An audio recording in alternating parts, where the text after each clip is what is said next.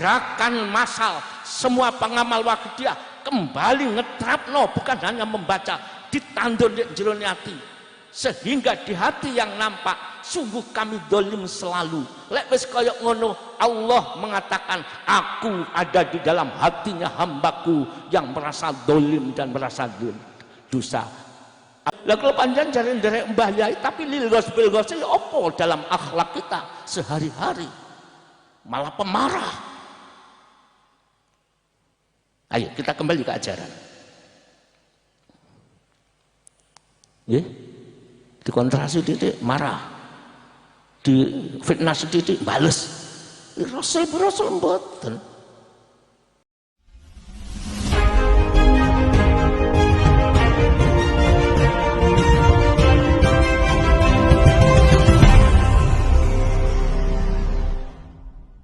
Assalamualaikum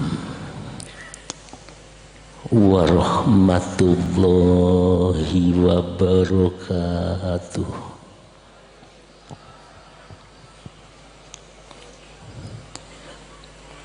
Bismillahirrahmanirrahim. Alhamdulillahilladzi atana bil wahidiyati bifadli rabbina walhamdulillahi sholatu wassalam alaika wal ali ya khairal anam. Rabbun karim wa anta dzu khulqin azim fasfa'lana indal karim ya ayyuhal ghausu salamullah alaika rabbini biiznillah wanzur ilayya sayyidi binadroh musilatil lil hadratil aliyah amma ba'du. Hadratal mukarramin, para alim ulama, wabil khusus Romo Kiai dari Dewan Pimpinan Pusat Romo Kiai Muhammad Zainul Arifin,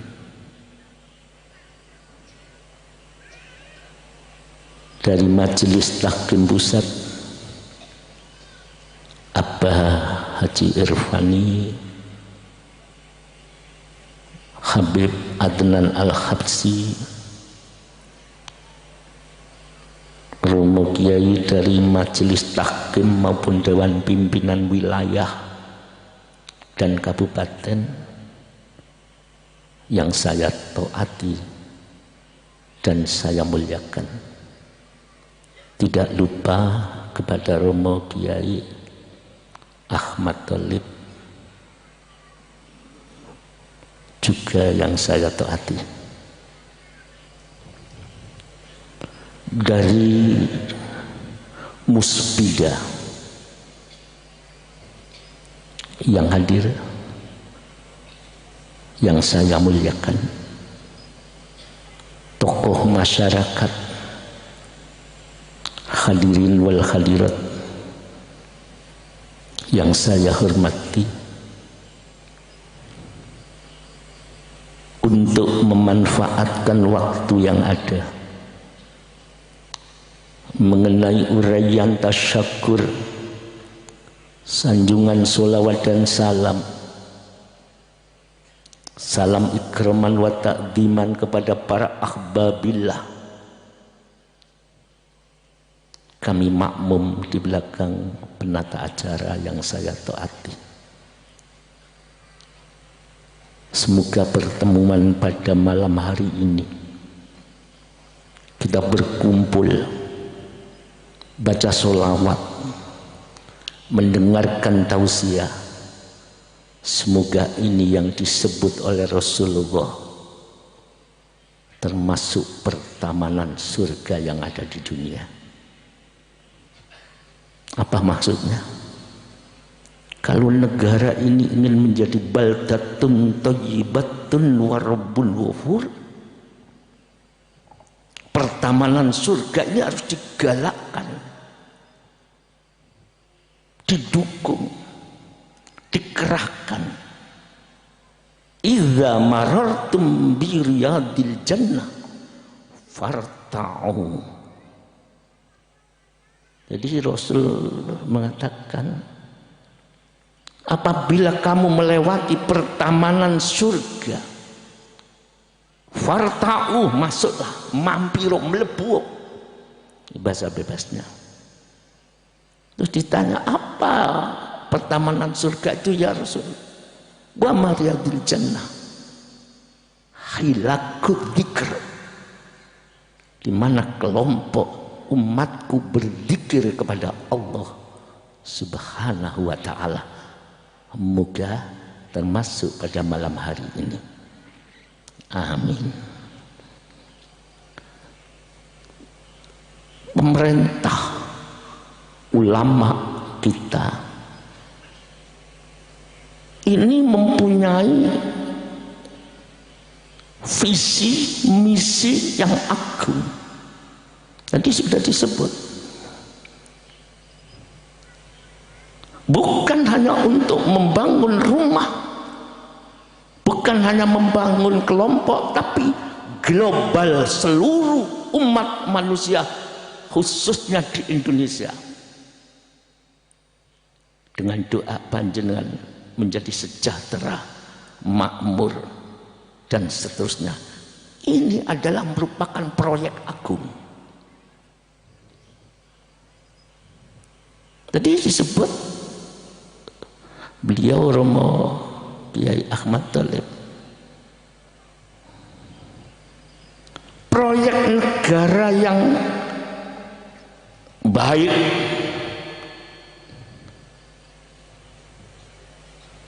diampuni oleh Allah. Ini adalah harus ada misi. Lebih-lebih wonten akhir zaman menika hadirin.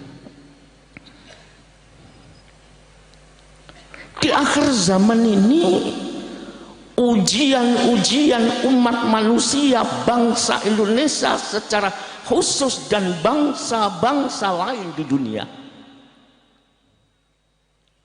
ini mengalami degradasi, ujian yang berat karena situasinya, maka perjuangannya harus semakin berat. Saya ingat hadis yang diriwayatkan Imam Ahmad, Ibnu Majah, Hakim, ada 6 kalau tidak salah perawi handal.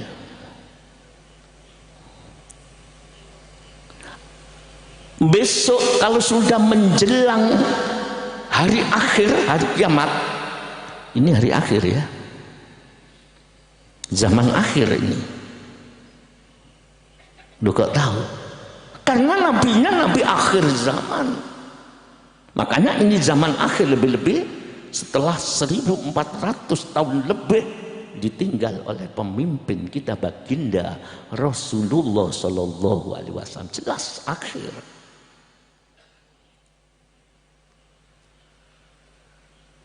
Akan turun fitnah bagaikan malam sepenggal malam. Artinya gelap. Fitnah akan turun di dunia, di Indonesia, di dalam kelompok kita, bahkan di dalam diri kita. Bagaikan malam gelap gulita, yusbihur rajulu fiha mu'minan wa yumsi kafiron. Seperti itu beratnya zaman ini. Sedangkan kita punya cita-cita, punya misi untuk negara yang jauh dari fitnah, negara yang betul-betul baldatun thayyibatu wa rabbun ghafur. Padahal zamannya, di zaman fitnah itu, seseorang paginya masih iman, masih santun, sorenya sudah kafir, sudah kufur. Yeah. Paginya masih tunduk, sorenya sudah mengaku jadi Tuhan. Aku pintar itu mengaku jadi Tuhan itu. Tadi disebut oleh Romo Yai. Aku ahli mujadah, hati-hati. Merasa aku itu. Aku baik, hati-hati. Hati yang bersih akan timbul perasaan kesadaran kepada Allah. Pagi seseorang mukmin, sorene wis kufur. Wa yumsi mu'minan, sorenya masih iman. Wa yusbihu kafiron, pagi sudah kufur. Ini zaman. Sekarang permasalahannya, saya merangkum dari Romo Yai Fadil dari DPW, Romo Kiai Haji Fadil, dan dari panjenengan sendiri kula, saya rangkum. Mengapa fitnah itu terjadi? Apa kiat itu usahanya dari pemerintah dan ulama untuk mengkonter agar fitnah itu tidak berkepanjangan, setidak-tidaknya itu bisa diatasi? Mana yang harus diperhatikan? Dari pemerintah, kolaborasi dengan ulama, kolaborasi dengan tokoh-tokoh agama, apa? Lho bagi apa fitnah itu kok muncul besar?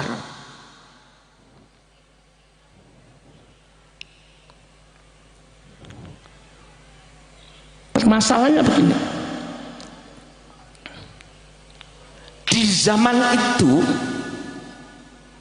akeh menungso gak kenal menungsane, ya ini sudah jadi fitnah.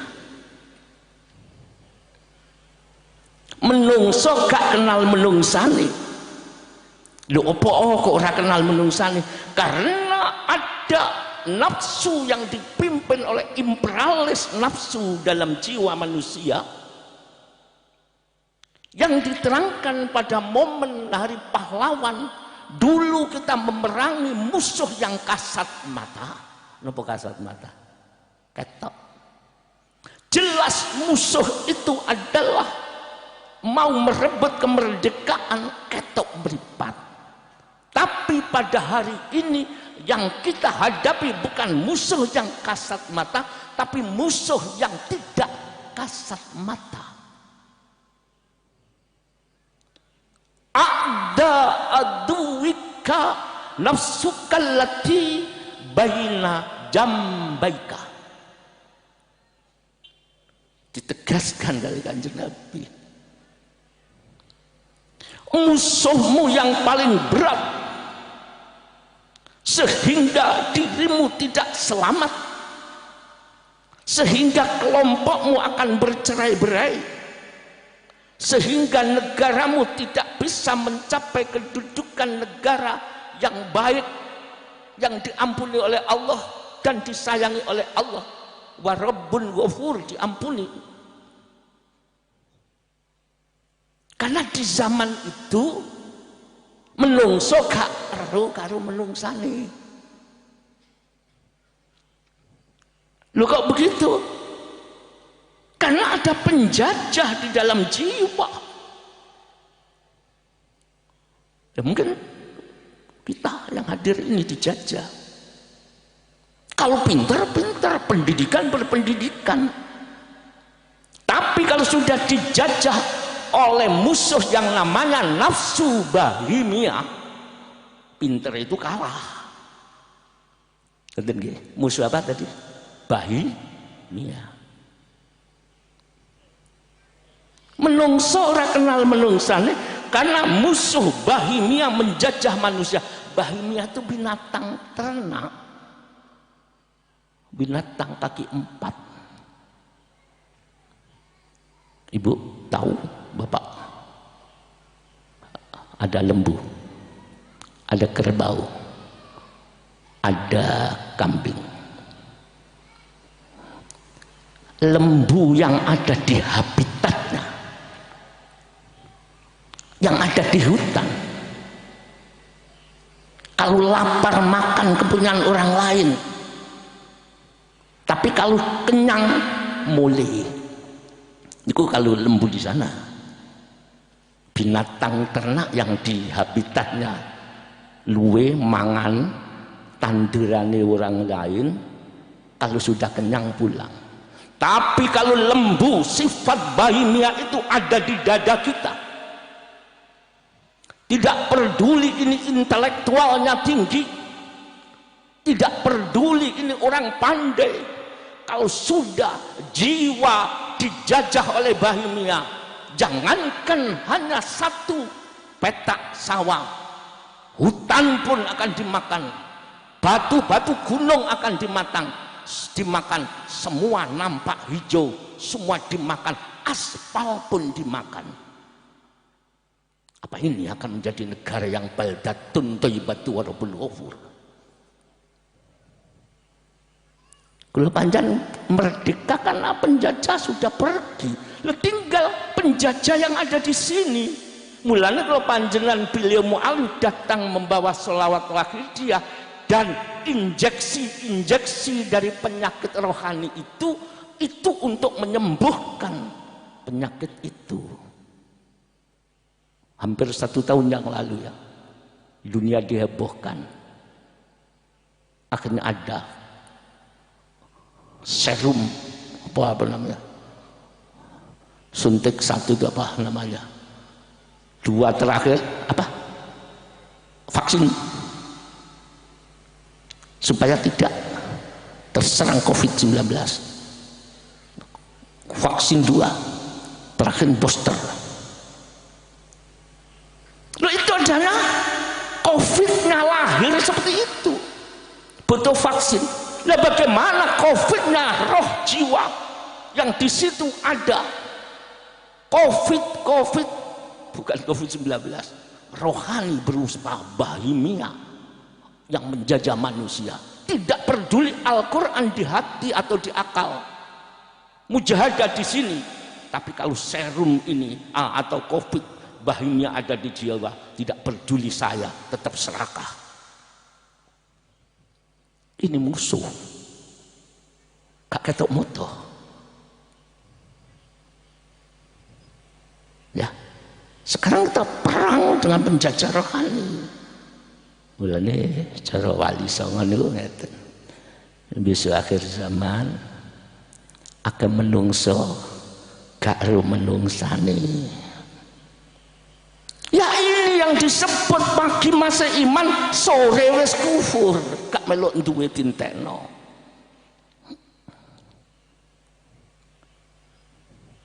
Itu masih bahimia. Enggak panjang-panjang, cukup bahimia. Padahal masih ada sabu'iyah. Ya, ada 2 sabu'iyah aja. Durung penyakit musuh penjajah yang disebut nafsu sabu'iyah. Apa sabu'iyah? Binatang buas.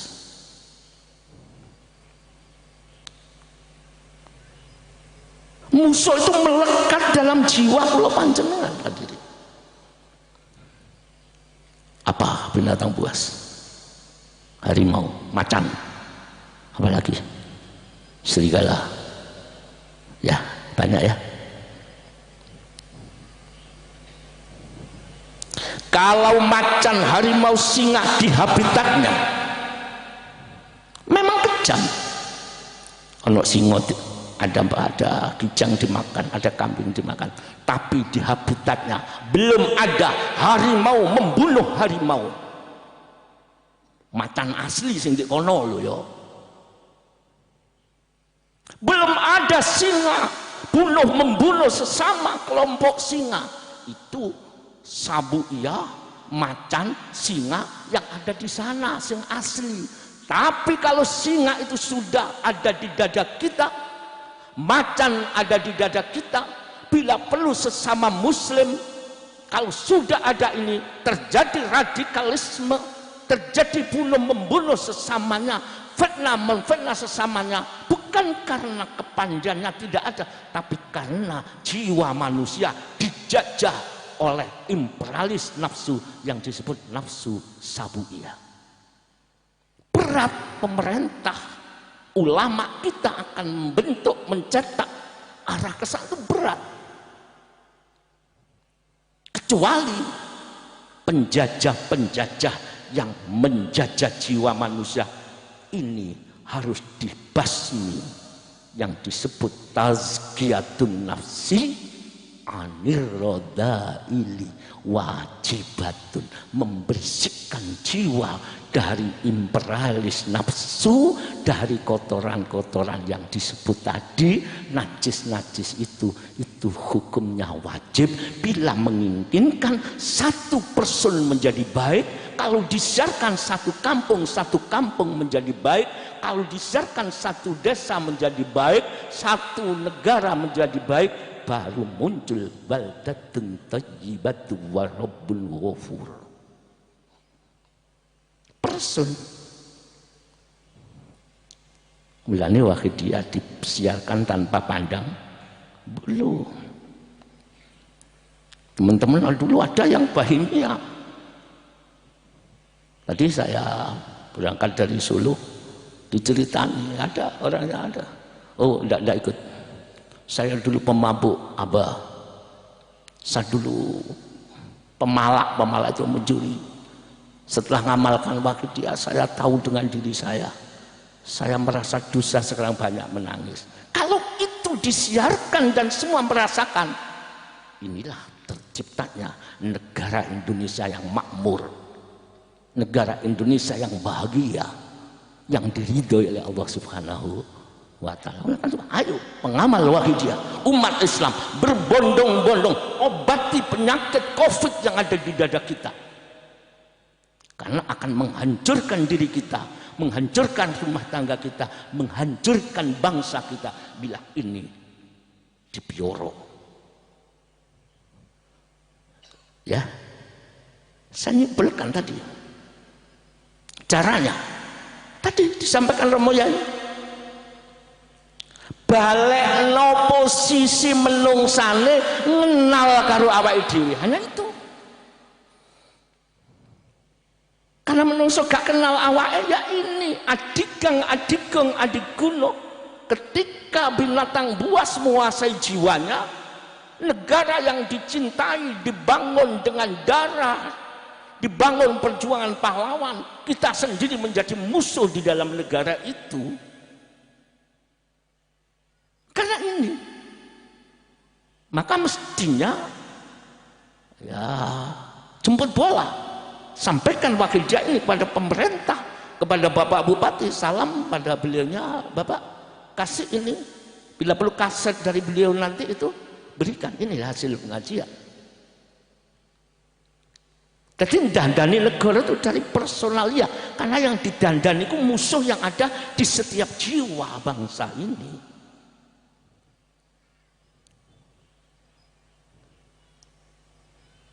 Macan gak ono bunuh, macan mangan gogor gak ono, gogor bunuh mboke ora ono. Tapi kalau sudah ada di Indonesia, di dada kita, berapa anak berani membunuh ibunya yang melahirkan? Berapa orang tua berani membunuh anaknya karena hanya nakal? Berapa anak memukul ibunya, memukul ayahnya sampai mati gara-gara ingin uang, minta uang untuk beli sepeda. Apa nih yang didandan itu? Jiwa.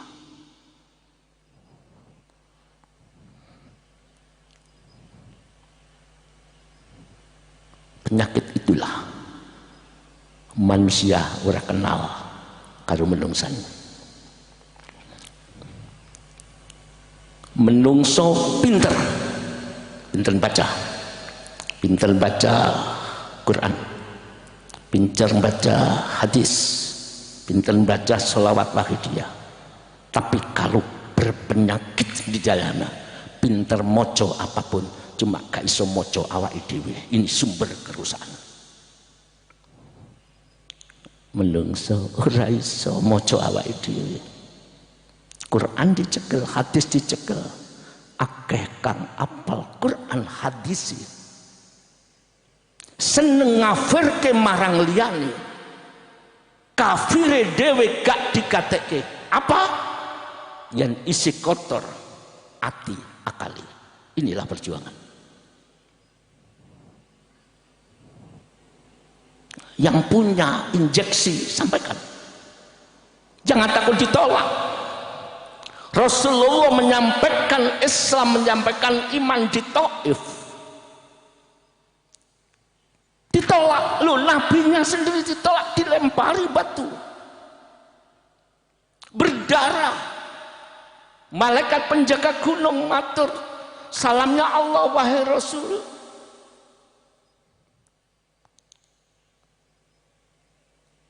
Aku tidak tega ketika kau dilempari. Allah pun marah, gak tega.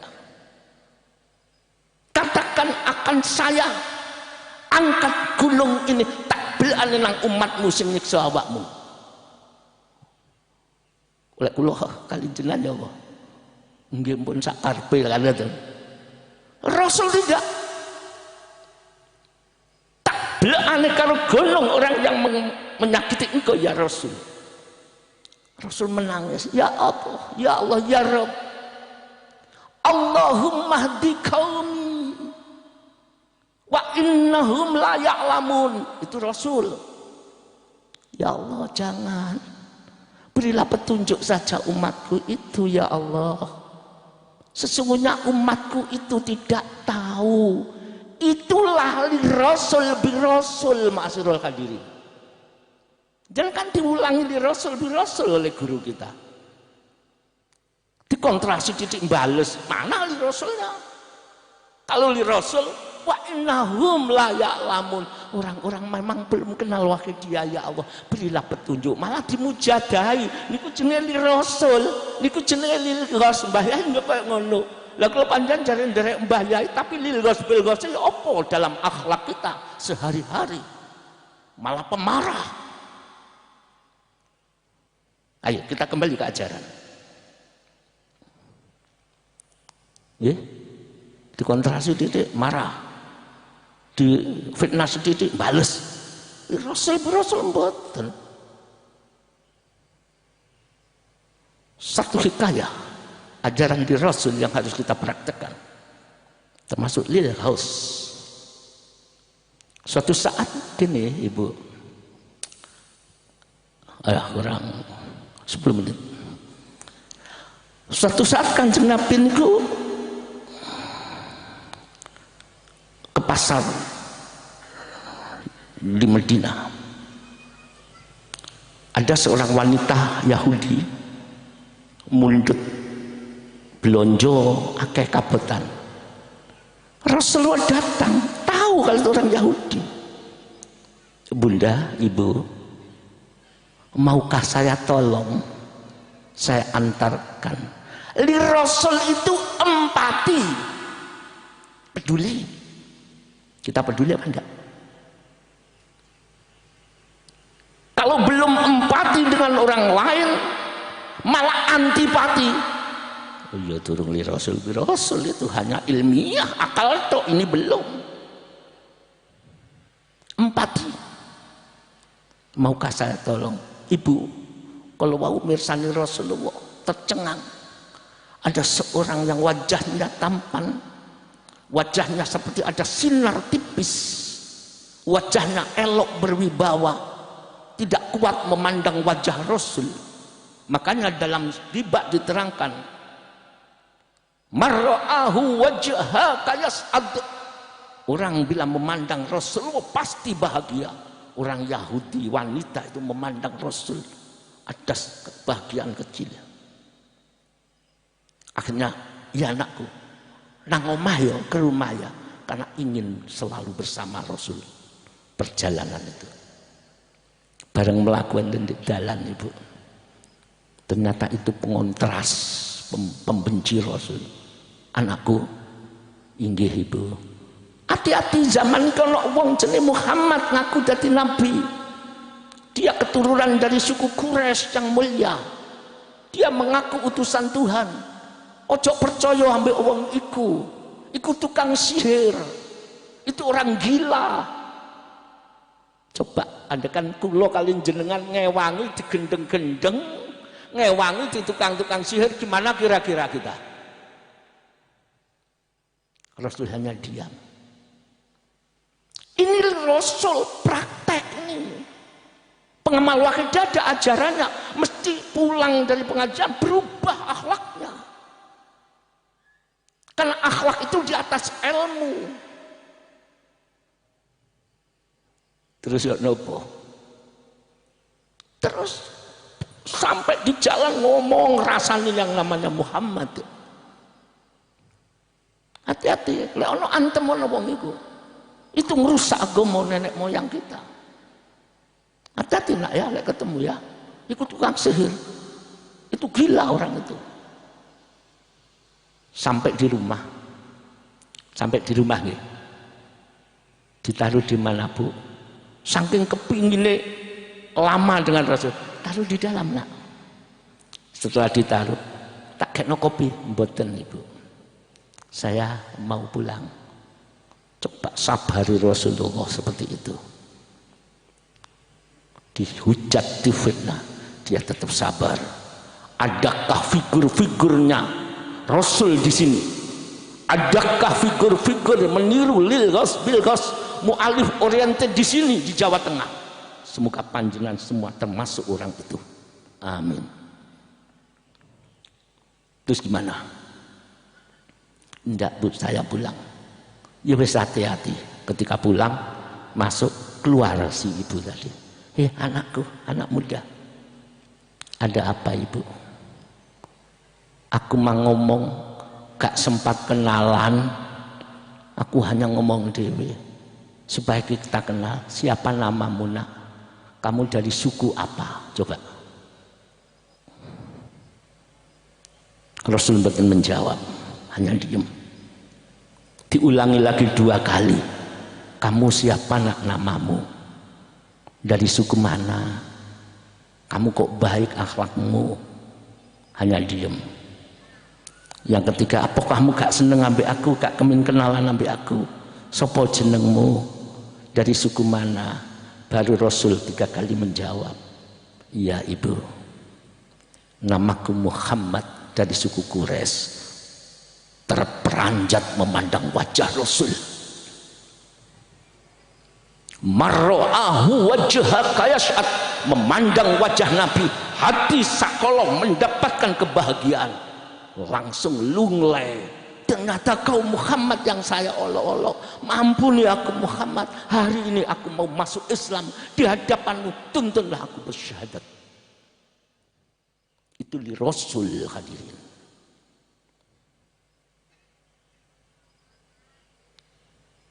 Seperti itu. Mengapa Rasul kok tidak menjawab? Siapa namamu kok tidak dijawab? Rasul memiliki sifat yang namanya satar. Selalu nutupi aibnya orang lain. Ojo nganti wong lain izin ditutup. Itu Rasul. Orang di Rasul itu selalu nutupi aib orang lain. Lah kita malah buka kesalahan orang lain. Rasul tidak menginginkan orang lain itu izin. Lah kita malah ngizin di sini kepada orang lain. Ayo berubah pembel mati ini. Karena Allah menilai hati kita. Bukan menilai wakil ketua majelis taklim ini, tapi Allah menilai hati kita. Ya. Rasul tidak menginginkan dia malu kalau disebut. Sampai disebut ketika baru dia memandang, dia berani memandang wajah Rasul saat itu hidayah turun. Jadi hadirin, perbaiki diri kita masing-masing. Hati qalbun itu sudah enggak apa-apa sedikit. Hati itu adalah wadah. Hidayah mudune ya nang ati. Rahmat mudune nang ati. Sedikit hati ada kotoran, hidayah keluar. Ana kotoran. Sedikit kita membenci orang lain, tidak akan masuk hidayah. Mulanya wahidiyah berfungsi membersihkan hati. Kalau sudah bersih baru makrifat billah, kesadaran itu diberikan oleh Allah, bukan hanya ilmiah tapi betul-betul menjadi rasa.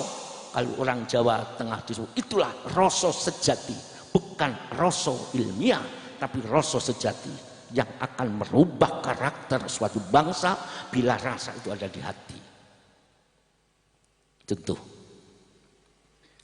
Bapak Ibu, akad dosane napa mboten? Ayo, akad dosane napa mboten?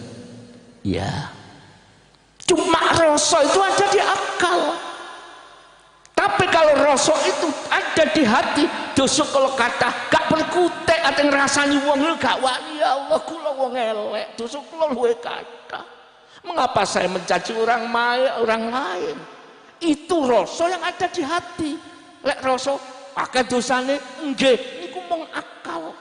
Ini harus diturunkan ke jiwa dengan cara mujahadah. Mujahadah itu bersungguh-sungguh. Mujahadahnya lahir dengan wirid-wirid selawat wahidiyah. Mujahadahnya batin adalah biqata'i aqobatin nafsi, memotong kejelekan-kejelekan dan kebiasaan nafsu yang seperti itu. Hati ngerasa, oh tidak boleh kamu jelek, itu dilatih.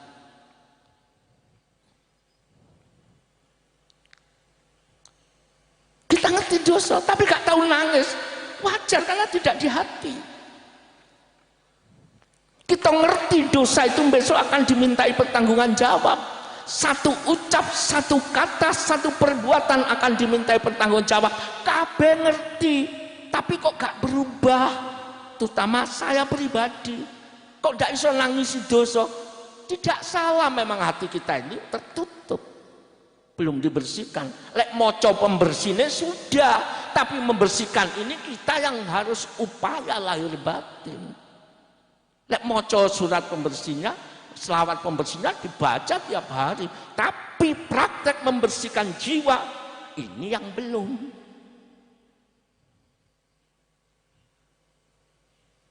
Lek moco selawatnya, selawat pembersihnya sudah, cuma membersihkan jiwa. Kolbun, potensi kolbiyah, potensi jiwa untuk dibersihkan kita belum, kadang-kadang ogah-ogah. Makanya di dalam dada tidak ada rahmat saya loh ini. Lebih jelas sedikit lagi, Nabi Musa disebut Al-Kalim, bisa bicara, diberi mukjizat, iso omong-omongan. Cuma jenengan aja muni omongan apa pakai bahasa apa, laisa kamislihi syai'un. Allah yang maha mengendaki, gak butuh bahasa. Kalau Allah ngomong ambil bahasa pada karo makhluk, Allah beda dengan makhluk. Itu urusan besok, waktu yang membatasi. Terus matur, Nabi Musa matur, ya Rob, aina abghika, ya Tuhan, kemana saya mencarimu ya Tuhan. Ketika hatiku gundah, ketika hatiku tidak ingat kepadamu, ketika nikmat-nikmat yang kau berikan hanya akalku yang terima kasih, jiwaku malah mengaku itu milikku. Aina abghika, kemana aku mencarimu ya Tuhan. Akhirnya dijawab oleh Allah, abghini Mungkasirati qulubuhum, carilah aku di dalam hati, di dalam jiwa dari umatku, dari kalian yang merasa rendah, merasa faqad dolamtu, merasa bodoh, merasa lahir gak nggawa opo-opo, sekarang besar yo gak rumongso opo-opo, ngetrapno dawuh yang disampaikan Romo Yai Tholib tadi, la haula wala quwata, betul-betul mancep gak duwe opo-opo, gak mampu opo-opo, gak kuat opo-opo, kuwabe gume Allah, aku ada di sana. Abghini mungkasirati qulubuhum. Loh, ini diajarkan oleh Mbah Yai Sayyid Asy-Syarif Sayyid Abdul Majid Ma'ruf. Disebut Asy-Syarif karena itu Rasulullah, Mbah Yai Majid, Mbah Yai Ma'ruf itu cucu dari Sayyidina Hasan. Sayyidina Hasan punya putra namanya Sayyid Abdullah, wafat bersama pamannya Sayyidina Husain perang di Karbala.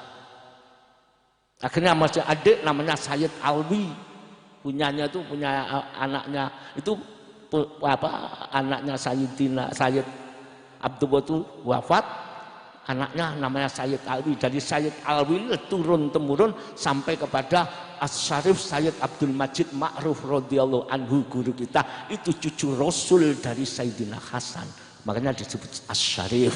Kalau dari Sayyidina Husain yang dari Sayyid Zainal Abidin dan seterusnya itu yang terkenal namanya Al-Habib, termasuk Habib Adnan Al-Habsi, itu cucu langsung dari Sayyidina Husain.